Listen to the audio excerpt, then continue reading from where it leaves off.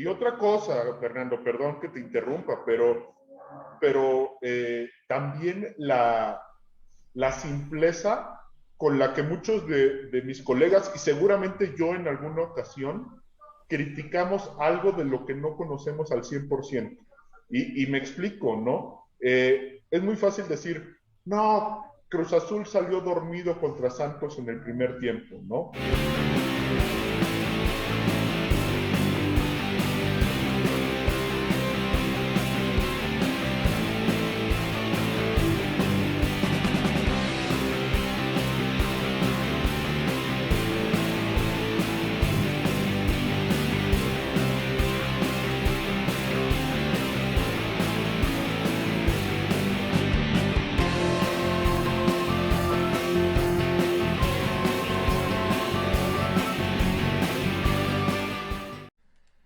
Hola, ¿cómo están amigos de Rodando el Balón Deporte en Sociedad? Estamos aquí una semana más en estas pláticas, pues para conocer, como siempre, a diferentes personajes del deporte, de la comunicación, de todos los que integran esta industria. Y pues esta noche tengo una plática que les debía, que en primeras instancias pues habíamos tenido algunas fallas, pero aquí estamos nuevamente. Está con nosotros una persona que ha hecho coberturas de NFL, que ha sido editor, que también realiza entrevistas a diversos personajes, que ya tiene muchos años de trayectoria. Dan Friedman está con nosotros. ¿Qué tal? ¿Cómo estás, Fernando? Un gusto estar con ustedes. Toda la presentación me encantó, lo único que no me encantó es eso de muchos años, porque me siento viejo, mano. ¿Cómo es eso? Saludos, Pues ¿cómo están? no, ¿cómo estás, Dan? Es toda la experiencia, es toda la experiencia. No, pues obviamente agradecerte, pues es un honor que estés aquí de nueva cuenta con nosotros, después de aquella primera emisión en donde pues se suscitaron algunas problemáticas, pero ahora sí ya estamos listos. Sí, ya estamos bien, ya nos vemos bien, ya nos escuchamos bien y con todo el gusto y todo el tiempo y la disposición de platicar con todos ustedes, que para mí el solo hecho de que me consideren ya resulta realmente un honor. No, verdaderamente, Dan. Y bueno, pues platícanos qué tal, cómo has estado, cómo has llevado, pues ya te iba a decir cómo has llevado el inicio, ya estamos a medio año, qué tal ha pasado este primer semestre. Pues bien, digo, la verdad es que, digo, desde el año pasado, que fue por ahí del mes de marzo que empezó el confinamiento, ¿no?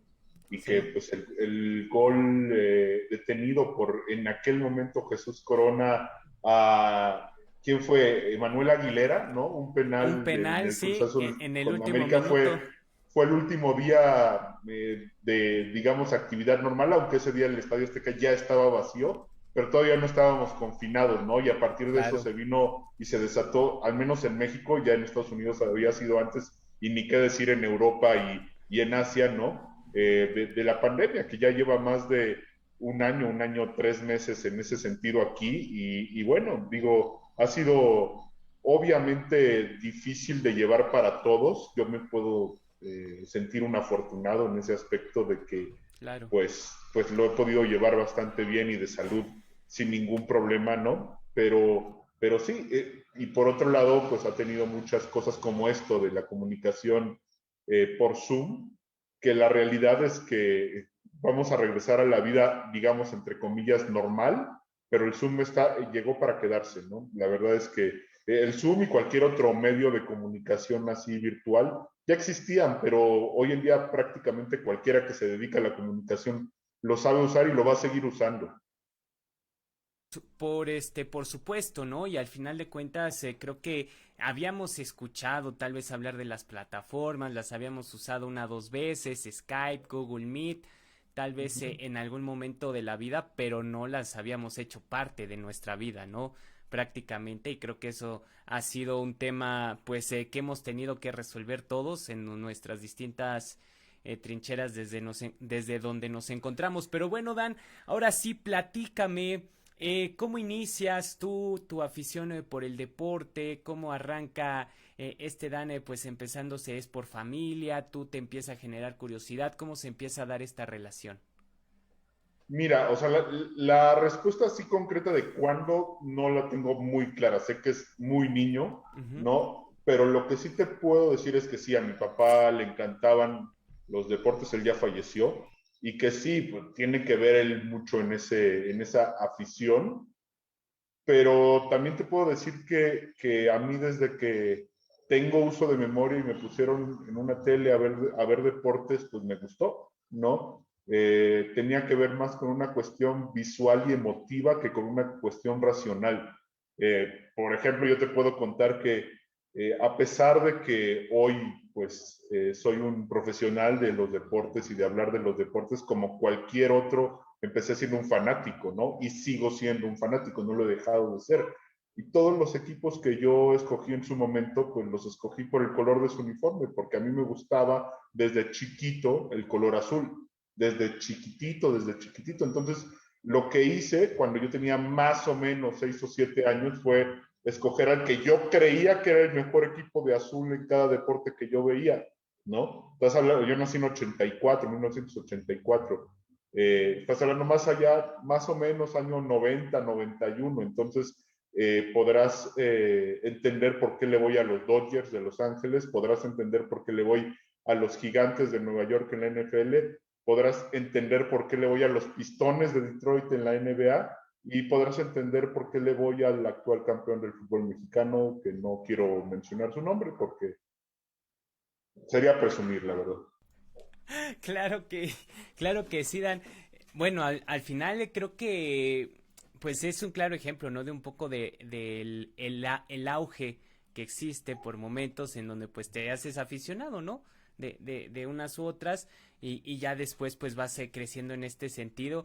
Mira, qué interesante, ¿no? Yo soy vaquero de Dallas en este aspecto y pues, y felicidades por ese título de Liga MX, verdaderamente ya de alguna u otra manera ya lo merecían. No había otra forma, yo creo, a Pues mi sí, parecer. sí, seguramente, insisto, cuando ya lo haces racional, pues te empiezan a tener muchas cosas que empiezas tú a ligar, ¿no? Ujú. Pero pues yo te puedo decir desde el punto de vista emocional, y tú como fan de los Dallas Cowboys me podrás decir mejor, porque Cruz Azul fue ahora por penúltima vez campeón en 1997. Dallas su último Super Bowl es de noventa y 1996, seis es un año antes, ¿no? Claro, Eh, pero yo también le voy a los Dodgers, y su penúltima, ahora sí, serie mundial fue en 1988 y ganaron la pasada. O sea, exacto. yo este año, estos 7 meses entre la serie mundial de los Dodgers contra Tampa Bay y la final de Cruz Azul contra Santos, pasaron 7 meses, ¿no? En Claro. 7 meses rompí como aficionado ayunos de 32 y 23 años respectivamente.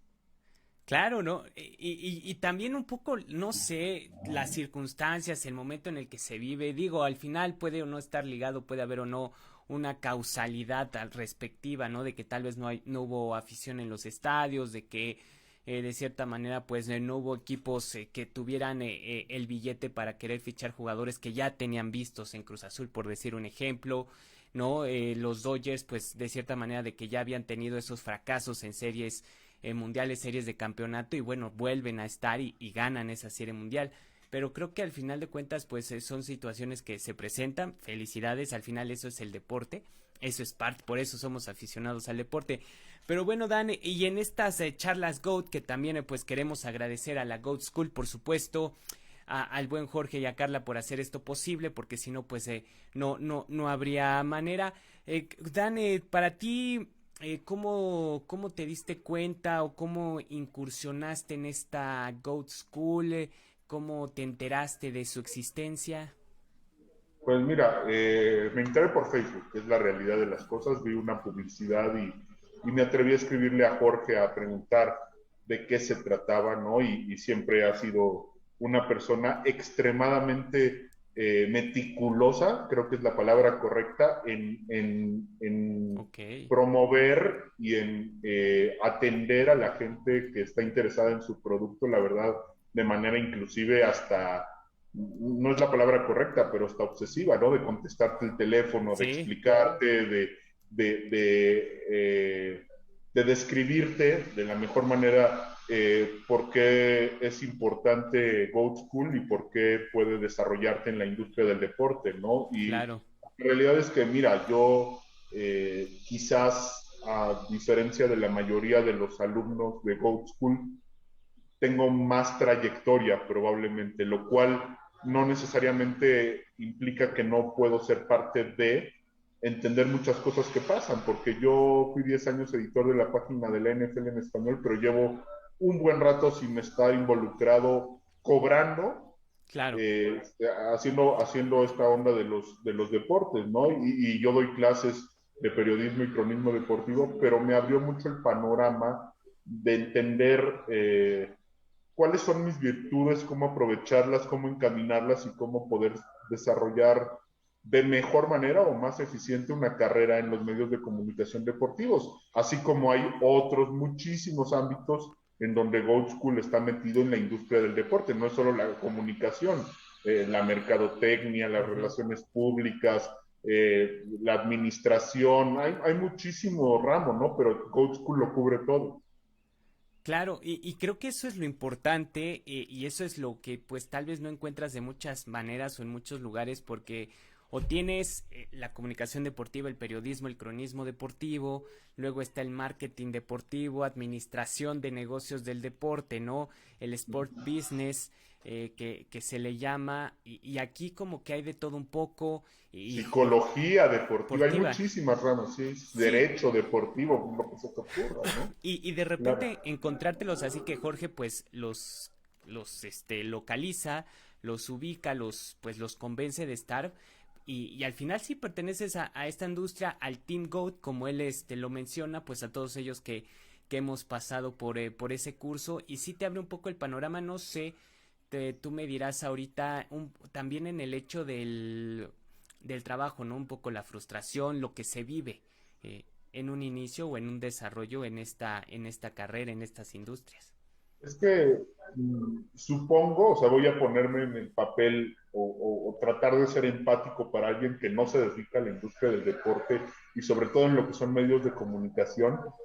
Supongo que hacia afuera se ve muy glamoroso lo que es los medios de Sí, comunicación deportivos. O sea, se piensa que uno vive con 250,000 monitores y claro. tiene 85 teléfonos y recibe mensajes de todos los jugadores y le manda y le contestan, y etcétera. Pero la realidad es que es mucho más terrenal que eso, ¿no? Y uno, pues hacia afuera hace un trabajo que aparenta, porque al final de cuentas pues mucha gente no te lo va a decir, pero parte del trabajo de un comunicador deportivo es transmitir de una manera profesional algo que probablemente afuera se vea como un relajo, ¿no? Pero hacia adentro, pues tú tienes que transmitirlo de una manera que sea atractivo para el que te escucha, ¿no? Y bueno, eso implica muchísimas habilidades que no son solo saber quién ganó el Super Bowl 45. Va mucho más allá de eso, ¿no?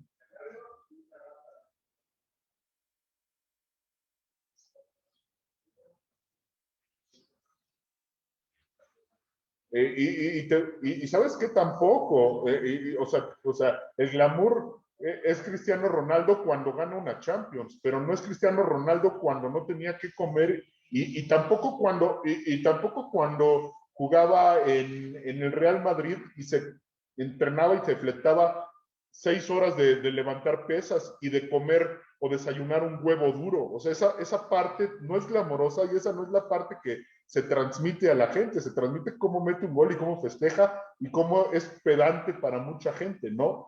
Y que sí lo es. O sea, no digo que no lo sea, pero hay otra parte, ¿no? Claro. Uh -huh.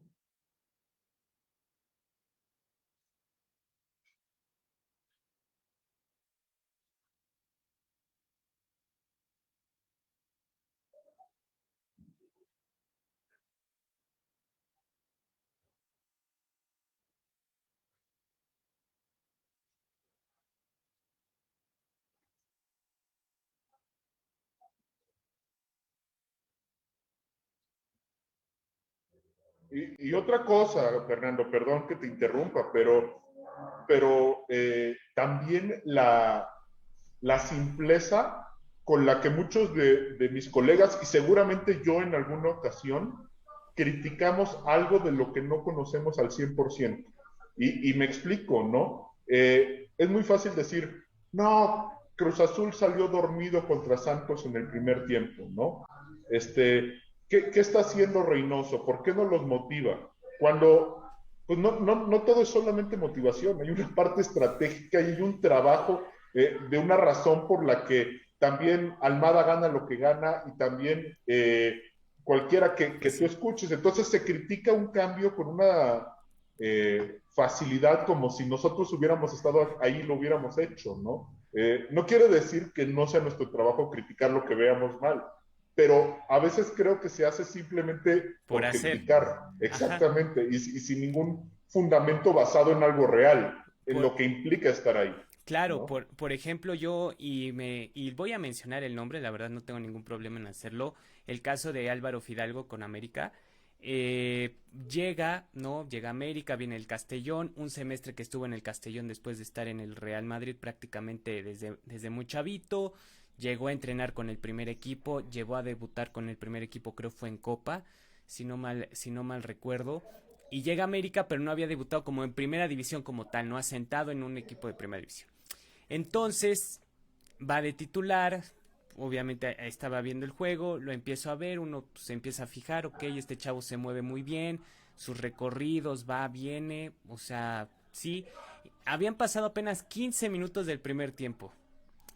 Y Paco Villa lanza el comentario de, pues, en este tiempo la verdad no le he visto hacer nada a este muchachito, ¿no? O sea, pero despectivamente Ujú. uno sabe cuando saca el comentario que nadie te espera ni dices tú, o sea, no ni siquiera va al lugar, ¿no? Entonces dices tú, digo, al final del, dices, no lo tienes ni por qué crucificar ni linchar cuando apenas lleva 15 minutos, ¿no? De juego, ya después, por su desempeño, ya verás si le puedes hacer una evaluación, pero no al principio, ¿no? O sea, nada más por empezar a meter bueno, lo que haya buscado en ese momento. Entonces dices tú, bueno, a veces sí, es difícil y también, pues, o sea, es una labor que hacemos, pero también hay que tratar de entender el contexto, cómo llegan, por qué llegan, ¿no? O sea, si se le dificulta o no se le dificulta, mil y un razones, ¿no? Al final de cuentas, en este sentido, Dan. No sé, en este aspecto, cómo te fue a ti, platícame cómo empiezas a, pues ya incursionar en este ámbito de la comunicación del periodismo deportivo, ya en la carrera, en la universidad y ya cómo llegas pues precisamente a NFL. Pues mira, esa pregunta tiene una respuesta que voy a intentar hacerla la más resumida posible y voy a desarrollar mi capacidad de síntesis. Pero lo que yo te puedo decir es que yo, como mucha gente que nos dedicamos a esto, pues mi aspiración era ser atleta profesional, ¿no? De niño yo quería ser eh, futbolista profesional, beisbolista profesional y luego basquetbolista profesional, porque en ese orden me cambié de deportes. Y bueno, en el básquetbol lo hice pues respetablemente bien para ser un amateur, ¿no? Y luego llegué a estudiar la carrera en el TEC de Monterrey, en el campus Santa Fe, e incluso hice el equipo representativo del campus, pero bueno, hice el equipo, era de los 12 jugadores que hacíamos el equipo, probablemente el 9 o el 10. O sea, si jugaba 5 o 6 minutos por partido, era mucho, ¿no? Lo cual, insisto, no quiere decir que jugaba mal. O sea, ya al final es un equipo representativo de toda una universidad o un campus, ¿no? Pero sí me di cuenta de que por más que yo era muy esforzado, por más que era muy disciplinado, pues mi nivel de talento no iba a dar, por más que me esforzara para ser jugador profesional o cobrar por jugar básquetbol. Olvídate en la NBA, o sea, en la liga mexicana o en cualquier liga, ¿no? Entonces, pues sí, como muchos de los que nos dedicamos a esto, encontré en la comunicación un terreno fértil para entender que si bien es difícil llegar acá, es mucho menos difícil que ser un atleta profesional, ¿no? Entonces soy un atleta profesional frustrado, lo digo con todo el orgullo del mundo, que encontró en los medios una manera de seguir hablando y platicando, porque yo siempre fui obsesivo tanto de jugar como de ver deportes, ¿no? Y bueno, es así que, pues, yo estudio mi carrera, que fue licenciatura en sistemas, pero a la par estaba viendo cómo entrar a los medios. Y bueno, metí currículums por todos lados en esa época, y de repente hubo una expo de fútbol de las que se hacían en el centro Banamex, en Conscripto, y bueno, me metí a esa expo más que para buscar trabajo, pues porque vi que iba a haber gente, futbolistas famosos, iba a ver qué onda, no sé qué. Y cuando me metí había un stand del Centro de Capacitación Raúl del Campo Junior, Escuela de Cronistas Deportivos y de Comunicadores. Es un diplomado, no es una universidad, ¿no? Dije, yo ya lo vi, dije, no, yo quiero estudiar acá, o sea como sea. Y ellos tenían una dinámica en el stand que decían, narra tu gol, y los 3 primeros lugares se ganan una beca. Voy a inventar, pero suponte que era el primer lugar 50% de beca, el segundo lugar 40% y el tercer lugar 30%, ¿no? Ya, pues voy a meterme, pues igual no pierdo nada, está divertido. Me tocó narrar un gol de Cristian Patiño, no sé si te acuerdas, aquel delantero americanista medio torpe, o sea, igual de torpe que la Vitola Gutiérrez, pero en otra posición, hablando de Cruz Azul. Y me pusieron el partido y lo narré, y era votación del panel que estaba ahí, quedé tercer lugar, me gané una beca, sin haber yo nunca narrado más que quizás el FIFA con mis amigos, o el Madden o cualquier cosa, NBA Jam y esas cosas, ¿no? Porque también me gustan los videojuegos, como verás. Eh, y bueno, entré a estudiar ahí a la Raúl del Campo, y después de estar ahí, el maestro que me daba la clase de béisbol, que acaba de fallecer de COVID, César Galaviz, que fue por mucho tiempo el jefe de los traspasos de la Liga Mexicana de Béisbol y trabajó para los Diablos Rojos del México y muchísima experiencia. Él trabajaba en ese momento en Univisión y me dijo, ¿quieres venirte de becario a trabajar? Porque está el proyecto de que nosotros como Univisión aquí, la página haga el outsource a la NFL de su sitio web en español. Entonces, sé que sabes muchísimo de NFL y quiero que te vengas como becario. Y le dije que sí, y empecé así en 2006. En 2006, después del Mundial de Alemania, ¿no? De aquel cabezazo de Zidane a Materazzi, empecé a trabajar. Y bueno, de ahí vinieron 10 años en donde, pues, si me preguntas, te contesto cómo es que de ser becario pasé a ser editor de la página del NFL. Muy bien, Dan, de esas historias que pues de repente se van presentando y justamente ya llegas ahí, ya llegas a NFL como becario. ¿Cómo empiezas a crecer? ¿Qué te dicen o te avientan a los leones de pues de venga, esto es lo que tenemos, estamos iniciando en la parte en español y hay que empezar a sacar contenido de donde sea? Pues no exactamente así. O sea, yo entré como becario y me encargaban eh, hacer contenido de NFL. Entré, insisto, por ahí el mundial que habrá acabado en julio, agosto. Entré yo en agosto, eh, y quedaba un mes para la temporada. 2 semanas más o menos estaba trabajando ahí. Y me habla el jefe de César, o sea, mi jefe, pero digamos a 2 niveles, el editor de la página de Univisión Deportes, que se llama Joaquín Duro, o sea, él ya no trabaja ahí, pero él es español, y me habla y me dice, oye, está durísimo esto de que queremos cerrar el deal con la NFL. Nosotros hacíamos la sección de NFL dentro de la página de Univisión, pero iba a ser el sitio oficial de la NFL en español, y hacerle el outsource, insisto, a la NFL, a la National Football League. Entonces me dice, necesito que vengas al Super Bowl en final de enero, principio de febrero, ¿no? Pero los becarios no pueden viajar por políticas de Univisión, así que vas a pedir tus días, vacaciones en febrero, te vas a traer un sleeping bag y yo pago el boleto de avión de mi cartera, ¿no? Y te duermes en el piso de mi casa. ¿Estás de acuerdo? ¿Está bien por ti? Y le dije, bueno, si me hubieras dicho que me dormí en la banca de un parque y no podía dormir con el sleeping bag en tu casa, también te hubiera dicho que sí. De hecho, eso ya es un lujo, que me dé chance de dormir. Claro que lo hago. Entonces, eso empezó demasiado rápido. O sea, estás hablando de que a los 6 meses de estar trabajando de becario, yo fui a mi primer Super Bowl, que fue obviamente donde está la sede de Univision en Miami, entonces por eso podía quedarme en casa de Joaquín Duro, ¿no?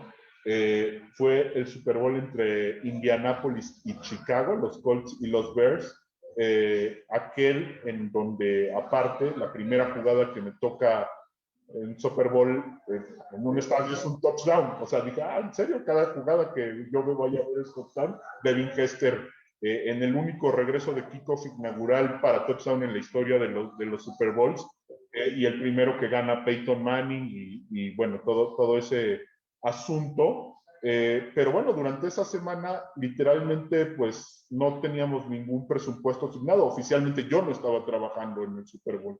Entonces pues, me daba la cámara, no teníamos un camarógrafo asignado, y pues medio me explicaron en la oficina cómo usarla y yo lo grababa a él, él me grababa a mí y hacíamos lo que se pudiera. Un año después, en el Super Bowl en Phoenix, en Arizona, en Glendale particularmente, entre Patriotas y Gigantes, aquel de la temporada invicta frustrada de Tom Brady,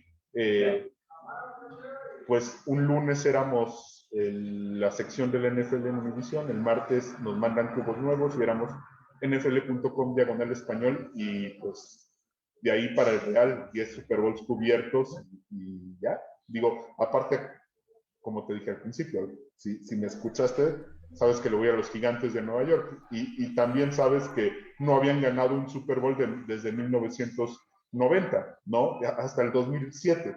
O sea, esos 17 años contra un equipo invicto, con una atrapada de David Tyree que se la puso en Fantástica. el casco. Bueno, todo eso me tocó verlo en el primer Super Bowl, que éramos la página oficial de la NFL en español, y ganaron los Gigantes. ¿Qué representó para ti esos momentos? Los momentos de que los Gigantes No, ganaran. de que lo estuvieras ahí, de que eran las primeras pues grandes coberturas que tenías, de que los gigantes ganaran, por supuesto, o sea, de que pues se conjunta trabajo, equipo, afición. Te lo puedo hablar desde el punto de vista personal, un Ujú. poquito, yéndome 2 semanas atrás, ¿no? Mi papá, cuando yo entré a Univisión, insisto, por eso referencio mucho el Mundial de Alemania. eh, bueno, él todavía vio la final que le ganó Italia a Francia, ¿no? Insisto, el cabezazo de Zidane a Materazzi, los penales, y cómo gana el equipo italiano su cuarta Copa del Mundo. Eh, y bueno, después en esa semana se murió, falleció en esa semana después del título, fue un Ujú. domingo y él habrá fallecido un miércoles, ¿no?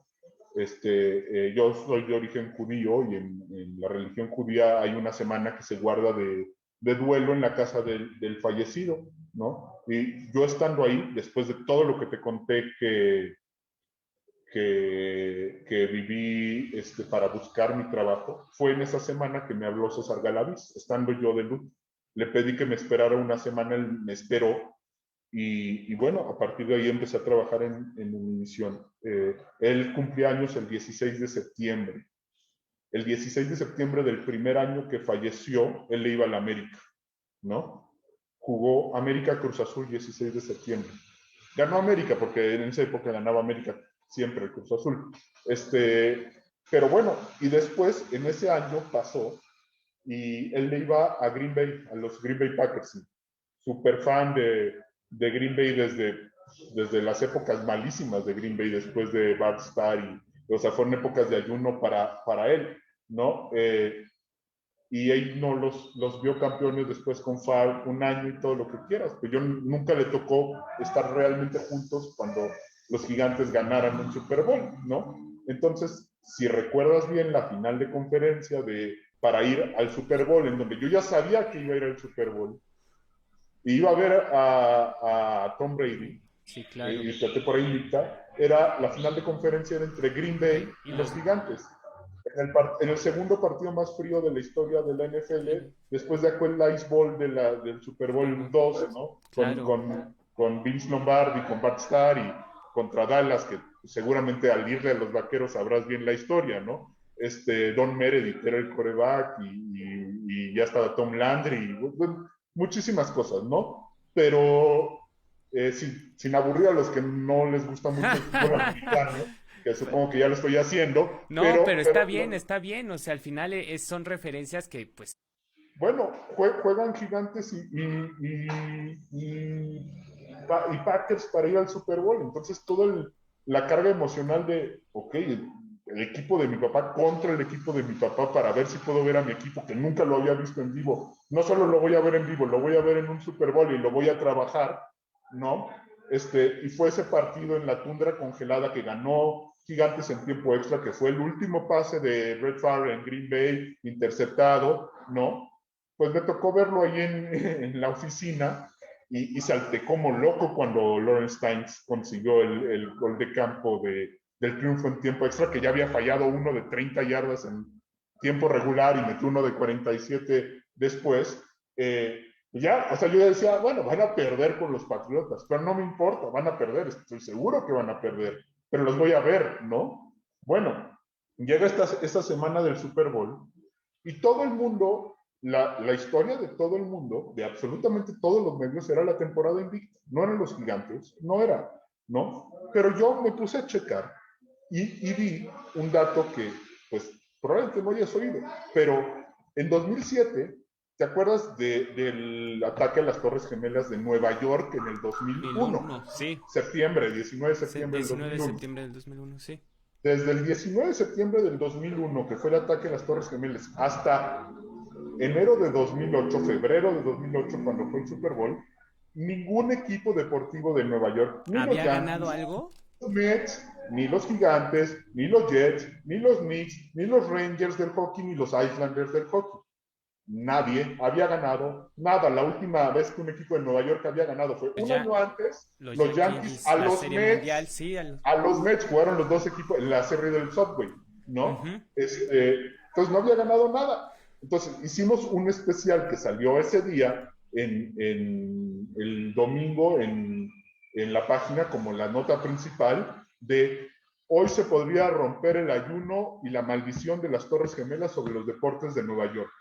Y todas las entrevistas que hicimos le preguntamos a Plaxico Burres qué significaba jugar para un equipo de Nueva York.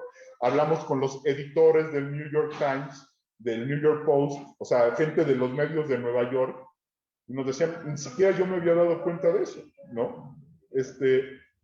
Bueno, viene el partido y nosotros, en la zona de donde ponen a toda la prensa en el University of Phoenix Stadium, estaba en contra, o sea, si tú te imaginas el partido, estábamos detrás del otro touchdown donde atrapa Plaxico Burres, no en el de Plaxico, en el que atrapa Randy Moss antes de que se dé esa jugada. Esa jugada, sí. En una esquina justo del lado donde la atrapa Burres. O sea, digamos que en la toma de televisión estábamos atrás. No adelante, para poner esa referencia, ¿no?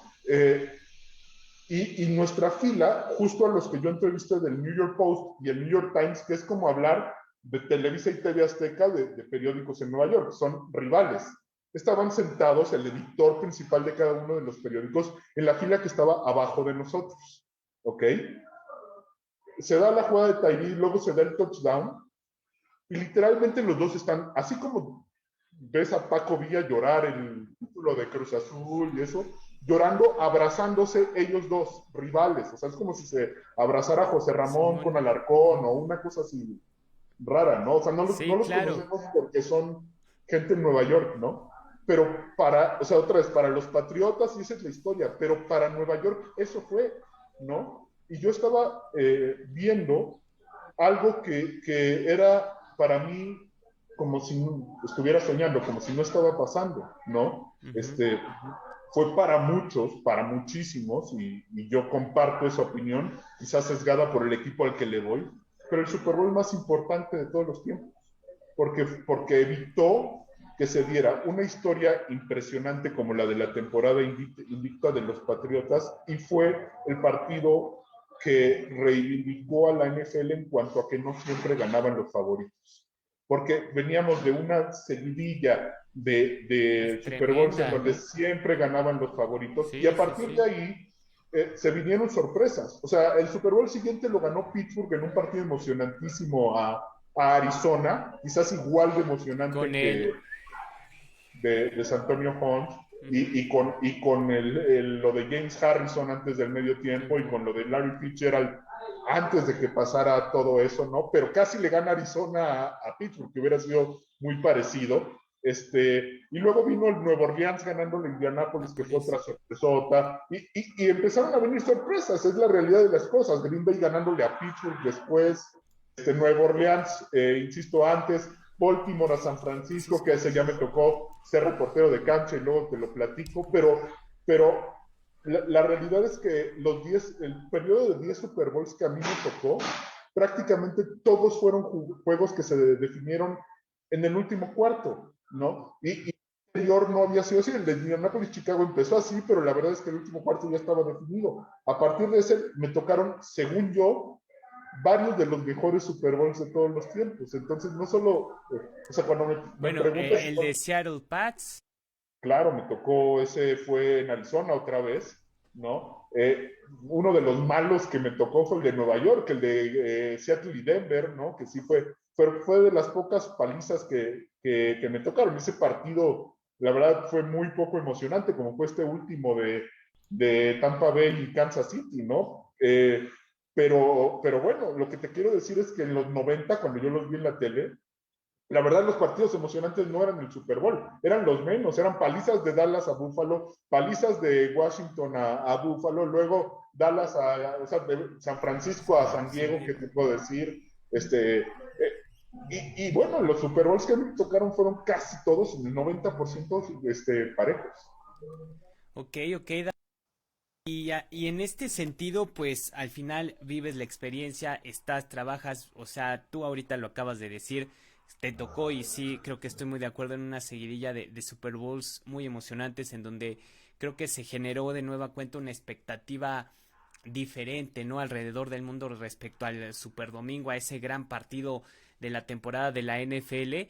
Obviamente, pues el hype de los Pats que se genera, el hype de también, pues, de que, pues, los Giants en dos ocasiones le dijeron no a Tom Brady. Y todo este aspecto ahora trasladándolo de pues de esta experiencia de qué puedes pues compartir, comentar respecto pues este tema del periodismo, de tu trabajo, ¿no? O por ejemplo como reportero en cancha, o sea, ¿qué para ti que era ir a la redacción en un día normal estando en NFL, luego pues, y luego pasar ahora también pues a la parte de la docencia? No sé cuánto tiempo hubo de diferencia en ese lapso, pero también, ¿no? Que es distinto.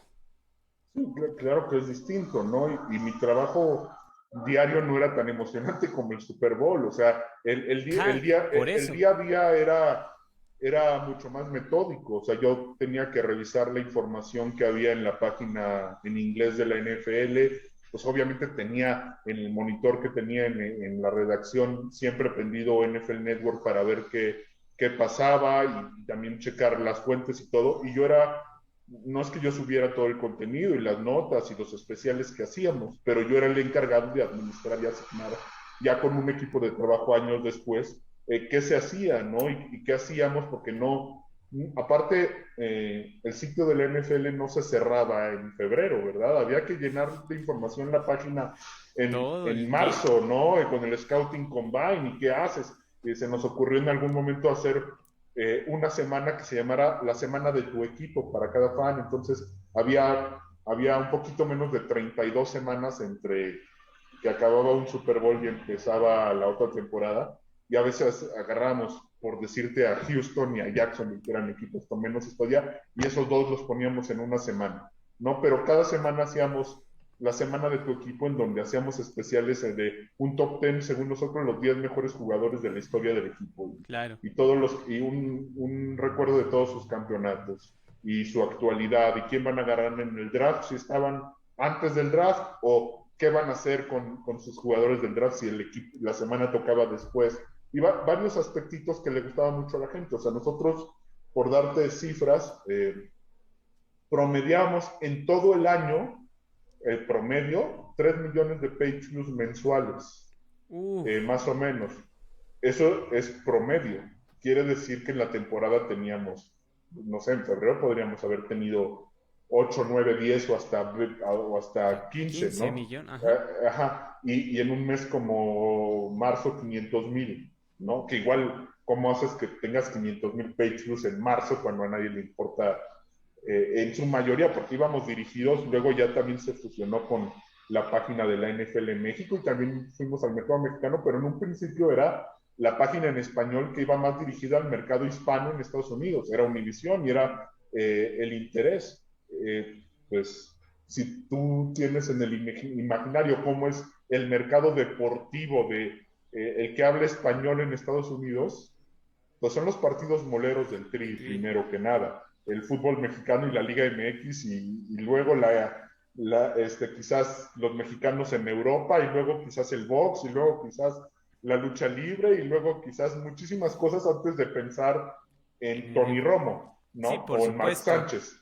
Claramente, pues teníamos que por ejemplo, de esa época con los Jets de Mark Sánchez o de Romo o En Tony Dallas. González, sí, muy abocados a eso porque hay una mucha identidad entre lo que es, por ejemplo, alguien como Mark Sánchez que nació en Estados Unidos, que ni siquiera su idioma principal, ni siquiera Es el hablaba bien español, español, sí. ¿no? Entonces tú dices, bueno, los Jets me da medio igual aquí en México, ahí era un boom, ¿no? Porque es un poco el mercado chicano ese asunto. Entonces había que buscarle maneras de involucrar, de hacer contenidos creativos, de explicarle a alguien, a un mesero o sea, tienes que individualizarlo, pero un mesero en Los Ángeles, ¿por qué le debería importar el partido de Tampa Bay y Cleveland que juegan la próxima semana? ¿Por qué? Claro. Pues está ahí Martín Gramática, Grama. que es argentino, o está, no sé, o sea, tenías que darle la vuelta, ¿no? Sí, pues sí.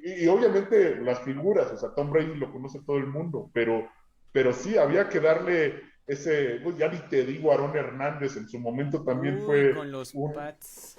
sí, sí, sí, o sea, insisto, o sea, todos esos jugadores que Víctor Cruz fue todo un boom cuando pusimos el video de cómo bailaba salsa y lo entrevistamos y nos enseñó a bailar salsa. Chad Johnson, luego Chad 85, y el tema de a nosotros nos garantizó, ¿se acuerdan cuando besó la bandera de México?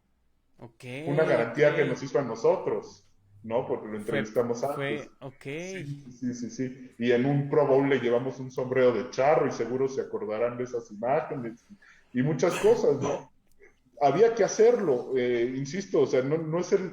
A mí me encanta hablar de formaciones defensivas y hablar de qué es una defensiva níquel o si están en formación ni, pero es ese contenido hardcore no era necesariamente el que más promovíamos, me explicó, porque había que involucrar a otro tipo de aficionado. Y creo que si tú te mantienes 10 años haciéndole el outsource a la NFL, una empresa, olvídate de que es una liga, una empresa que es la liga deportiva que genera más revenue, más utilidad en el planeta, más que la Premier League Sí, y más claro. Es la liga que, más que la, poderosa en ese aspecto.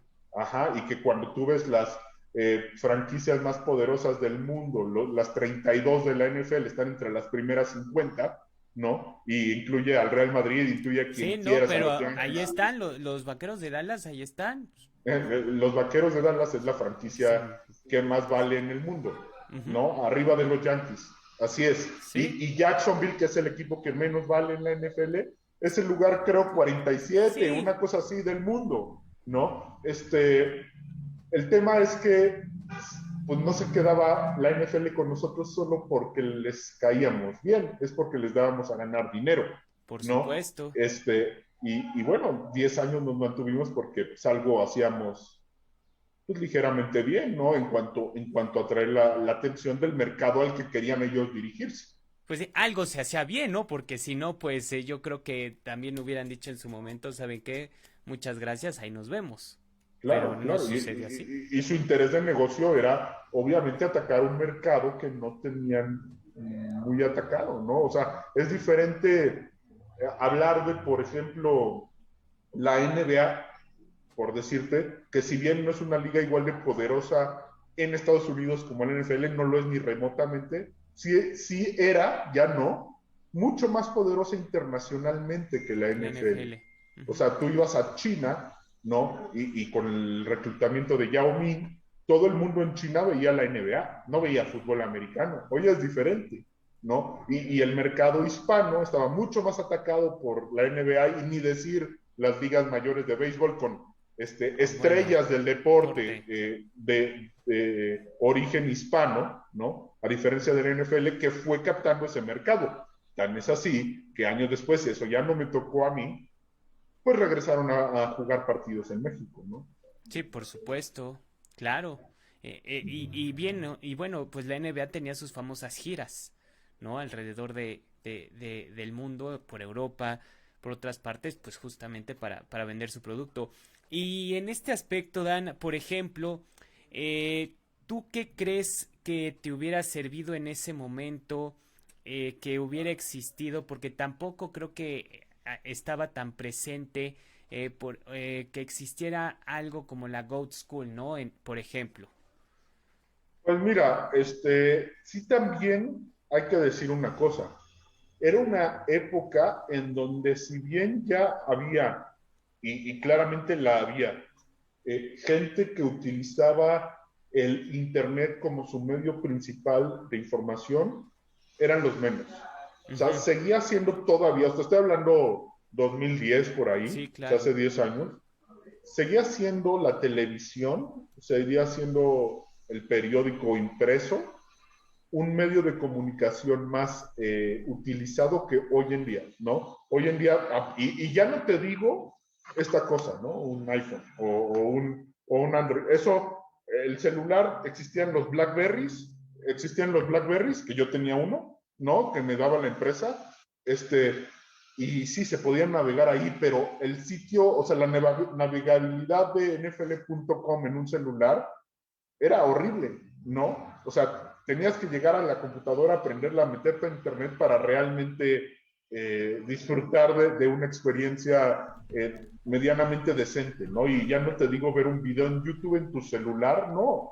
O sea, sí existía ya YouTube, sí lo podías ver Pero en no tu era lo de computadora, ahora. en Ajá. tu desktop o en tu laptop Top. si querías, en algún momento, ¿no? Entonces, fuimos de cierta manera, y no hablo de yo, hablo de toda la gente, y no hablo solo de deportes, que trabajamos en medios digitales en esa época, porque yo no, o sea, sí llegué a aparecer en televisión, y como te dije, después fui reportero de cancha para radio en un Super Bowl, pero mi asignación de trabajo era editor web, ¿no?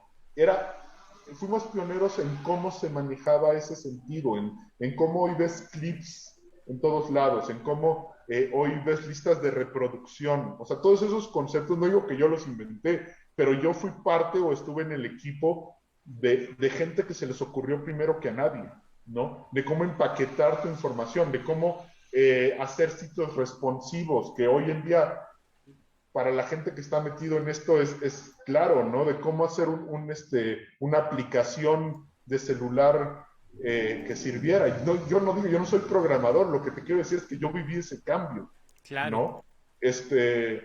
Y que fue una revolución impresionante. Hoy en día, y mucha gente no, todavía no hace conciencia, y ya, de hecho, ya estamos en la siguiente etapa, que es esto del Zoom, y ahorita si quieres te hablo de eso, pero hoy en día la gente consume mucho más mediotiempo.com, consume mucho más tudn.com o espn.com que fútbol picante.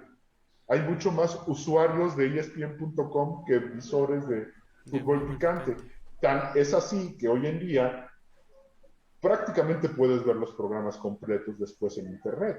Y los clips son muchas veces notas del propio programa. A veces el propio Sí, programa, su nota, la propia página, su nota, es lo que dijo Faitelson en el ayer programa. Ujú. en el programa, ¿no? Eso no era así. O sea, ¿cuándo te ibas a, o sea, el ESPN.com era un complemento del canal de televisión y no iban a la par. Y va a haber un momento en el que ahorita, pues más o menos todavía dices, bueno, la televisión y ver el programa. Y ya no te digo los eventos en vivo, a pesar de que los mundiales tú puedes verlos en vivo en un celular ya, ¿no? pero la gente sigue mayormente viéndolos en su aparato receptor. Eso va a cambiar. Y cuando te digo va a cambiar, probablemente Qatar tenga más visores en un celular que en una televisión. O sea, Eso no te será. estoy Sí, hablando, no, no, no te no, estoy no. hablando de 10 años, no. Y la otra, y eso es donde digo que ya vamos a la siguiente, esto de la pandemia aceleró un proceso en donde si yo quería ir a entrevistar al Chelis, tenía que hablarle, A ir con mi puerto. equipo de producción, ir a su casa, poner la cámara, prender, iluminar. Hoy en día le marco, le mando un link de la que quieras, Quieras. de Google Meet. Dije Zoom porque es la que yo uso más, pero Google Meet, Meet. Zoom, StreamYard, la que Skype. quieras. Ajá, la que quieras, sí. Ajá. Él se conecta a ese link en su casa, pone el celular en un tripié o se conecta desde su laptop y yo voy y lo entrevisto. Me ahorré camarógrafo, me ahorré iluminadores, me ahorré set, me ahorré una transmisión y lo hice yo solo. ¿Me explicó? Y eso es lo que hacemos en Deportes a Todo Color, que Justamente. intentaremos hablar después, ¿no? Pero es justo eso. O sea, la siguiente es que pues no quiero decir que se acabaron los camarógrafos, pero en un momento lo que sigue es que no es necesario ya ir a un palco a transmitir un partido y pagar todo eso y pagar un camión de producción. Va a haber un momento en donde las cámaras de un partido sean celulares de super alta, mega, hiper definición y se puede hacer una transmisión vía remota. Es triste por ciertas cosas, porque implica lo que estamos viviendo, muchísima gente despedida Desempleada, sí. de muchos medios, pero pues es que es un poquito la revolución Y, industrial 2.0, ¿no? y también podría ser, digo, al final si eso pesa bastante, pero también puede ser pues ahora los que no sabían o los que no se enfocaban en ser camarógrafos, en pertenecer a la producción, pues ahora lo van a tener que hacer, van a tener Tienes que que hacer de aprender, todo, ¿sí? claro, claro. Tienes que aprender, ¿no? Porque al final de cuentas, pues tienes que aprender un encuadre, a ver iluminación, a ver, tengo que aprender cómo funciona este programa, cómo puedo hacer que se escuche mejor o No, que se y vea cómo, mejor. y yo no lo he hecho, ¿eh? Y ahorita me están viendo pixeleado, o sea, tal cual, lo puedo hablar abiertamente, pero, o sea, porque no me ha dado el capital por pandemia y mil cosas, pero, pues no sé cómo estaban antes, pero el micrófono que traes ahí Sí, no, abajo, no, no, no. profesional, lo tuviste que adquirir de algún lado, ¿no? El hecho de que tú tengas tu pantalla verde atrás, pues la tuviste que tú Sí, improvisar. claro, O sí. sea, esos detalles, pues si ya no estás en eso, si crees que tu trabajo es solo, insisto, saber quién es el MVP de todos los Super Bowls, que no es modestia aparte, me los sé todos de memoria, pero ese no es mi trabajo ya, no es mi trabajo principal ya. Tengo que saber mucho más y tengo que ser útil, o sea, no soy experto en todo, ¿no? Y sigue habiendo gente que sabe más que yo de muchísimas cosas que son importantes, pero tengo que empaparme de todo y tengo que ser más todólogo que antes. Es el efecto de la modernización, es el efecto de la revolución digital, Sí, ¿no? claro. Así es. O sea, sí, al final las bases son los cimientos para lo que se cree después, ¿no? Porque pues esos conceptos pues se mantienen, pero evolucionan y aquí es donde pues ¿qué sucede con deportes a todo color? ¿Qué pasa ahí? ¿Cómo va? ¿Cómo nace? Pues mira, como muchas cosas, no fue la intención primera, ¿no? Yo insisto, volvamos a algo que ya hablamos, ¿no? Pero por ahí de marzo vino el confinamiento, ¿no? Y yo, como me había dicho, yo soy profesor de cronismo deportivo, doy clases a alumnos ahí en donde yo estudié en el Centro de Capacitación Raúl del Campo de narración de básquetbol y de fútbol americano. Básquet jugué toda mi vida, me encanta, me gusta inclusive más que el fútbol americano, pero no me he dedicado más a eso. Yo cubrí con Univisión, entre otras cosas ya más chicas, pues cada vez que vino la NBA a México a mí me encargaban la cobertura, pero no éramos el sitio oficial de la NBA, entonces había menos cobertura de básquetbol, ¿no? Pero bueno, yo enseño a alumnos ahí en el Raúl del Campo y en cualquier momento les doy los datos con mucho gusto. Si alguien de quien nos está escuchando quiere estudiar cronismo deportivo, pues digo, yo soy uno de los profesores del grupo de profesores que estamos ahí, pero en marzo, pues la escuela tuvo que cerrar y esto del Zoom nos agarró totalmente desprevenidos, ¿no? O sea, no lo sabíamos usar, no sabíamos que existían. Y yo empecé a huir de eso. Entonces, la escuela dejó de dar clases un rato, pero yo como 2, 3 semanas después del confinamiento, pues ya dije, no, estoy desesperado en mi casa, no puedo salir, ¿qué hago? Ah, pues le escribí por un chat de WhatsApp a todos mis alumnos a los que yo les daba clase de narración de fútbol americano en este momento y les digo, oigan, ¿están haciendo algo? Existe esto del Zoom, les paso una liga, conéctense todos y les doy una clase, no les voy a cobrar, quiero ver cómo sale esto, ¿ok? Para ver cómo se hace. Y aprendí, pues, cómo se usa Zoom así y cómo dar una clase por Zoom, que es muy diferente a dar una clase presencial. Está cañón. Por ahí, ¿no? Y empezamos primero a hacer simulación de algún programa. Le dije, la clase no va a ser de americano, va a ser de deportes en general, ¿ok? Para no cerrarnos y vamos viendo cómo sale. Y pues yo ya había entrevistado en algún momento para Sports Fever Picks, que fue otro proyecto de apuestas deportivas que ya nos saltamos, pero no importa. Yo ya había entrevistado a Melvin Brown en algún momento, al ex defensor central de Cruz Azul, que fue mundialista en 2002. Le dije, oye, pues estoy con esto de mis alumnos y quiero que aprendan a entrevistar, ¿te conectas? Me dijo, sí, va. Y le hicimos una entrevista a Melvin Brown. Todavía no nos llamábamos Deportes a Todo Color, pero en retrospectiva, esa fue la primera entrevista de Deportes a Todo Color, porque utilizó el mismo formato ya evolucionado que estamos usando ahorita. Entonces, de dar clases a esos alumnos, el proyecto mutó y se desarrolló en lo que hoy es Deportes a Todo Color muy rápido, ¿no? Y dejé de darles clases y se volvió un proyecto no solo mío, de todos ellos, ¿no? Y hemos entrevistado desde marzo del año pasado a hoy que estamos en principios de junio sí, o sea, un año, 3 meses más o menos que lleva esto, probablemente más de 250 personalidades deportivas, de todos los ámbitos. O sea, hemos entrevistado, por decirte, los 4 máximos goleadores de la historia de la Liga MX, en general son Cadiño, Hermosillo, Borghetti y Cardoso. Esos son los 4 máximos. Okay. A Cadiño no lo hemos entrevistado porque creo que ni habla el cuate con nadie nunca. Pero los otros 3, ya, o sea, Cardoso, Borghetti y Hermosillo, ya hemos hablado con ellos. Con Sague ya hablamos, pero también hemos entrevistado a Fernando Platas, a Víctor Estrada, a Guillermo Pérez, el medallista de oro olímpico, a Felipe Ramos Rizo, a David Faitelson, a Álvaro Morales, a Francisco Javier González, ayer entrevistamos a Pepe Segarra, también hemos entrevistado a aficionados, a Eso Guerrero, uno que se viste de payaso con Santos, ¿no? Vamos a entrevistar la próxima semana al Pony Ruiz, hemos hablado con el Chelito Delgado, hemos hablado con Robert Pires, el campeón mundial con Francia en 98, con Salvador Cabañas a Paraguay, Salvador Cabañas, el que recibió un balazo, ¿no?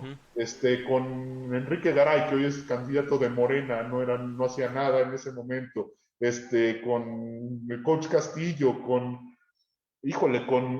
jugadoras de fútbol femenil, con luchadores, con boxeadores, con Eduardo Lamazón, de todo, literalmente, o sea, seguramente la gente que le gusta mucho esto ubica el canal de Javier Alarcón, ¿no? Que hacen entrevistas él hace entrevistas a muchas personalidades. Sí. No sé, o sea, seguramente a algunos que él ha entrevistado a nosotros no seguramente, algunos, pero en cantidad nosotros hemos entrevistado más que él. Okay. Entonces no creo que vayan a encontrar en México, en el mundo me iría muy aventurado, alguien que haya entrevistado a tanta gente de deportes en este año 3 meses. O sea, no vas a encontrar a alguien que haya entrevistado a 250 personas. Ok. No, y pues lo mencionabas, ¿no? Las ventajas, las grandes ventajas, pues de estas plataformas, ¿no? Claro, hemos entrevistado gente en Sydney, ¿no? Entrenadores de clavados en Sydney. Y hemos entrevistado a un entrenador de fútbol en Malasia. Hemos entrevistado gente en Francia, en Portugal, a Caixinha en Portugal, gente en México, en el DF, pero también en Torreón, en Tijuana. Claro, sí. Y no tengo que viajar, no necesito un boleto de avión para irme a Malasia, ¿no? Para entrevistar a alguien o a Sydney. No podría pagarlo. Por Y supuesto, puedo ¿no? entrevistarlos, o sea, sí, tengo que pararme yo a las 3 de la mañana, pero Pero solo eso, ajá, sí, sí, sí. sí, no, o sea, al final se compensa totalmente, o sea, no hay ningún problema. Y bueno, Dan, ya estamos llegando al final de esta charla, de esta plática, que verdaderamente ya la traíamos pendiente, tenía muchas ganas.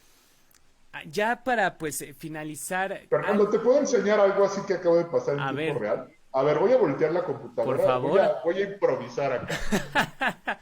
a ver qué Ubicas pasó. a Jagger Martínez, Al ¿no? Jagger, sí, por supuesto, A ex. ver si se ve, a ver si se ve. Aquí estoy. ¿Se ve algo? Se ve, sí, un chat de Facebook, ¿no? Sí, es con el Jagger Martínez que literalmente ahorita me acaba de contestar que sí me va a dar entrevista. Acabo de pasar mientras estamos en esa entrevista, a ver si se llega a ver.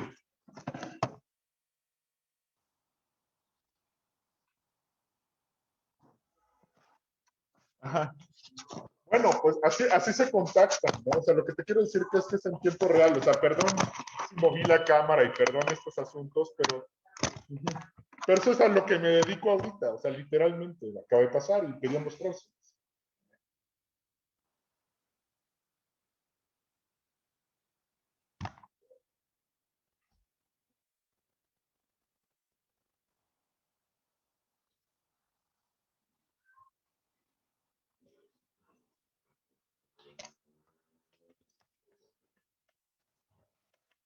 Sí, yo lo que te quiero decir es que eh,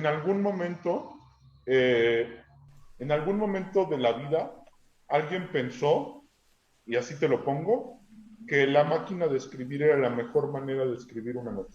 Y lo hacían por muchísimo tiempo. O alguien pensó en algún momento que esos discos enormes de vinil iba a ser la forma mejor de reproducir música, ¿no? Y la gente los compraba de sus artistas favoritos. Y alguien pensó también que la televisión iba a ser el único medio de comunicación masivo que iba a acaparar todo. Y la realidad es que lo único que ha sido constante en la historia de las comunicaciones y de la humanidad en general es que todo evoluciona, siempre cambia y cada vez cambia más rápido, Claro. ¿no?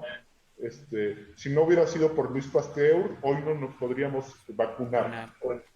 ¿no? Y obviamente el tema de las vacunas ahorita es el tema que está en boga, ¿no? Pero antes la gente no se vacunaba y seguían viviendo. Entonces, mi mensaje con todo lo que te quiero decir de esto es el siguiente. Si tú quieres, si tú que nos estás escuchando aspiras a trabajar en medios de comunicación deportivas, tienes que saber que no es igual que cuando tú veías la tele, que muchas veces las cosas y las habilidades que tienes que adquirir, como ya lo dijimos en esta plática, y que tienes que adquirir hoy va a ser muy diferente en 3 años. Entonces, eh, no sé qué viene, o sea, no soy profeta, no sé qué va a venir después, pero no nos vamos a quedar donde estamos. Eso sí Es te lo puedo asegurar. Y bueno, si te interesa esto, lo más importante de todo es que aparte de tener vocación y gusto por los deportes, que es muy importante, tienes que tener la conciencia y la sensibilidad de que tienes que aprender absolutamente todos los días algo nuevo, porque si no te quedas estancado y te quedas en el pasado. Entonces, tienes que tener esas dos habilidades y muchas otras más, pero primero que nada eso, pasión y amor por los deportes y saber que tienes que aprender muchas cosas que ni se te ocurren que hoy vas a tener que aprender. Por supuesto que sí, Dan, y muchas gracias, de verdad, para mí ha sido todo un honor que te hayas tomado pues este tiempo para poder charlar, para poder conocerte más, conocer sobre tus proyectos, de verdad, gracias. No, gracias a ustedes y bueno, creo que salió ligeramente mejor que la vez pasada. Poquito, poquito mejor, dirían algunos por ahí, pero no, verdaderamente agradecerte y agradecerles a todos los que estuvieron presentes en esta plática, de verdad. También pues agradecerle a la Gout School, a Jorge Meissner, a Carla por hacer esto posible, también en sociedad con Rodando el Balón, de verdad pues agradecerles y recordarles que pueden vivir esta plática a través de nuestro Facebook Live y también la podrán disfrutar el fin de semana ya en nuestro canal de YouTube y por supuesto en Spotify. Así que pues sin más por el momento, a nombre de Dan Friedman, yo soy Fernando Rodríguez. Hasta la próxima.